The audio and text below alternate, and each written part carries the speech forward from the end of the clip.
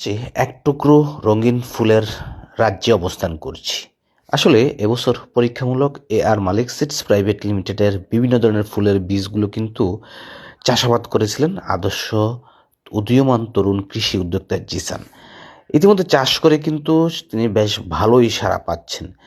কারণ ফুলের বীজের দাম যদি একটু বেশিও হয়ে থাকে, উনি যে জিনিসটা এখানে প্রাধান্য দিয়েছেন ফুলের জার্মিনেশন এবং ফুলের গাছের রোগ প্রতিরোধ ক্ষমতা এবং সৌন্দর্যের বিষয়টি, ওভারঅল প্রত্যেকটা বিষয় কিন্তু খুবই সন্তোষজনক পর্যায়ে অবস্থান করেছে। এ যাবৎ বাংলাদেশে যতগুলো ফুলের বীজ রয়েছে, তার মধ্যে সবচাইতে বড় হ্যাচালের মধ্যে পড়তে হয় কৃষক ভাইদেরকে জার্মিনেশনের দিক দিয়ে।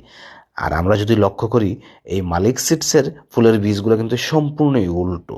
প্রত্যেকটা বীজ খুব চমৎকারভাবেই কিন্তু জার্মিনেশন হয়েছে এবং মাঠ পর্যায়ে দেওয়ার পর রোগ প্রতিরোধ ক্ষমতাও ভালো, আর সৌন্দর্যের দিক দিয়ে কিন্তু অতুলনীয়। ভবিষ্যতে যারা বাণিজ্যিকভাবে ফুলের বাগান করতে চান, কিংবা নার্সারিতে ফুলের চারা উৎপাদন করে বিক্রি করতে চান, কিংবা বসতবাড়ির আঙ্গিনায় বাগান করতে চান, কিংবা ব্যালকনিতে কিংবা ছাদ বাগানে, আপনাদের প্রত্যেকের জন্য কিন্তু সুবর্ণ একটি সুযোগ এই বাহারি জাতের ফুলের বীজগুলো।